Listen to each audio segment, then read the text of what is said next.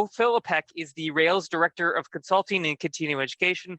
Joe is going to talk a little bit about continuing education especially for school libraries. And then he's also going to mention, Joe, I think you're also going to mention the Pulse pages. Is that right, Joe?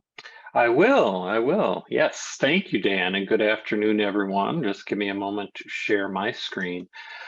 While I do that, I will say it's a thrill to talk to you all for a couple of reasons, really. Of course, we love our school librarians, and for that reason, I'm glad to be here talking to you all. But I also haven't had a quiet house in a couple of months, so the fact that we're talking about back to school is really exciting for me, and my kids are going back to you all tomorrow, so I'm happy for that. Hopefully you are as well. Hopefully you all also can see my slides. If you can't, somebody yell at me, otherwise I will get started. So again, my name is Joe Filapek, Director of Continuing Education and Consulting here at Rails. We consider continuing education as really one of our core services and something that we know is important to our membership. So as an organization, we really strive to offer continuing education that's going to be responsive to the needs of our members, to you all, but also trying to offer things that are going to anticipate a need or a trend or something that we think is important for our members to know about. And it's part of the reason why we've really, we've made an effort to really try to be intentional about serving you all as school librarians. That's part of the reason why we are meeting with ILE, Association of Illinois School Library Educators, on a monthly basis to really get a sense of what our school librarians need, and that will help dictate our services. So to say a few things about this more, in terms of our CE events, they take a few different forms. Of course, over the last couple of years especially, we've been doing a lot of our continuing education through our live webinars. We cover a big part of the state, as most of you probably know. So this really helps increase access to all of you and to be more inclusive. So we try to schedule things on a sort of weekly, roughly basis that there's going to be some kind of continuing education opportunity coming from Rails. We do also recognize, though, that the more traditional live workshop, like the one that you see in the picture here, is also something that our members are looking for. There's a networking component to those workshops that you can't really replicate when you do a webinar. So we also do that and are trying to get back to doing that. Now that we're coming out of the pandemic. Just last week, some of you may have seen, we did a workshop at LaSalle for both school libraries and small public libraries on grant writing, just as an example. So we are looking forward to taking the show on the road, if you will, to be able to connect to people in that way and offer training that's in person. But knowing, again, schedule availability and our geography, webinars is still going to be the prime way for us to deliver CE to you all. I should also mention the fact that we know with those schedule demands, it can be hard to attend any sort of live webinar or workshop. So we record as much as possible any of the trainings that we're doing. And in a minute, I'll say a few words about our continuing education archive. But just know that we do record as frequently as possible. We also know that it's important that when you do attend Rails continuing education, you'd like to get credit for that in the form of professional development hours. So we are able to partner with a couple different organizations. I've already mentioned ILE as one, and also the Illinois State Library.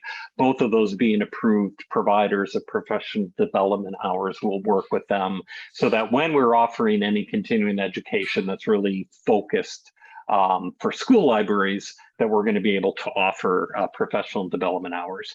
Best way to learn about or to find out about that, if there's a training that we're offering and whether there are PDH credits available, you'll want to look at the description in L2, and I know Brian in a little bit is going to share a few things about L2, the library learning calendar and directory. But that's the best way for you to know whether or not a CE opportunity through Rails will qualify for PDH credits. And again, you'll hear a little bit more about L2 shortly. As I mentioned previously, we know it's a challenge to get away sometimes for 45, 60, 90 minutes to attend a webinar. So we're going to archive as many of these as possible. So maybe I will just take a moment here to show you what that looks like, with the understanding that,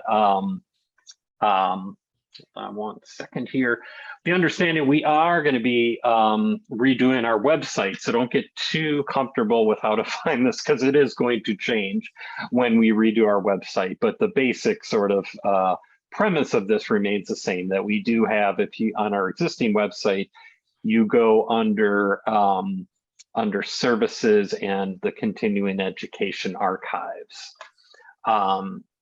that you are able to browse our collection of about 200 or so recordings that we've done over the last several years. And there are different ways that you can browse these archives. So just as an example, you can sort by the library type. So if we wanted to indicate school libraries, for example, and limit to those events that are either specifically for schools or a topic that we think overlapped and was relevant to school libraries, to public libraries, academic, et cetera. And then you can also sort of narrow it down by topic. So if we did something like, say, Reader's Advisory, we can again look at topics that maybe relate to school and other library types, and then some like this one that is specific to school libraries. So if you haven't had the chance, I'd encourage you to take a look at the CE archives and see what might be there that might support you or your colleagues in a particular area.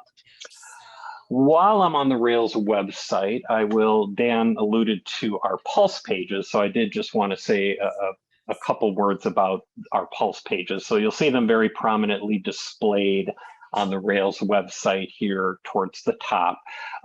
We've tried to focus on some issues that are relevant in the moment, that we want to sort of curate some resources and provide that can provide guidance to you around these particular topics. You can see 4 that are highlighted here. Not to pick the one that is maybe not so great, but we know that school libraries have been experiencing material challenges. So working with ISLE, we wanted to put this Pulse page together to really just highlight some resources that may be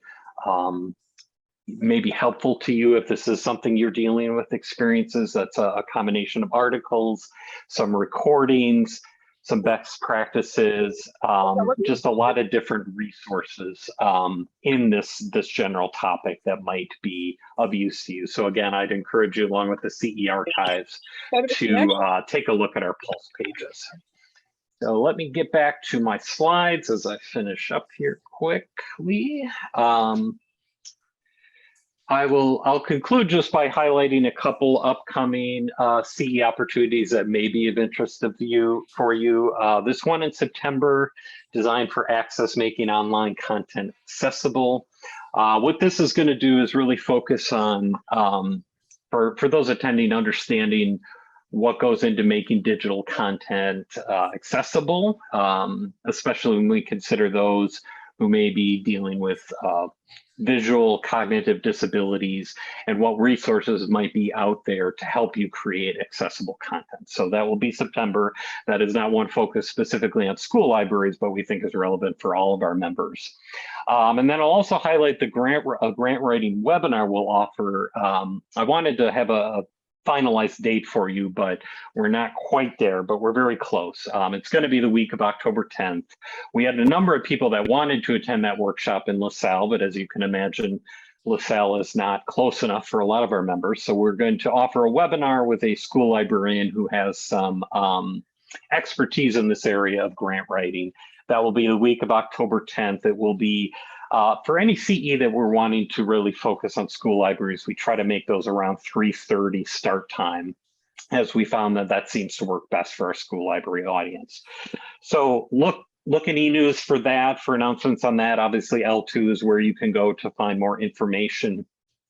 And then I'll just finish by saying, the other sort of, the other word in the title along with continuing education is consulting, and just know that we are here to be a resource for you in whatever way possible. So if you are finding yourself where you don't know the answer to a particular question as it relates to your library, always feel free to reach out to us, reach out to me with your question. And if I don't have the answer, we'll work to connect you with someone that will have the answer to your question. So that, I think, I'm at 3 o'clock. That is what I wanted to share. So I thank you for your time. And again, I hope to connect with some of you down the road.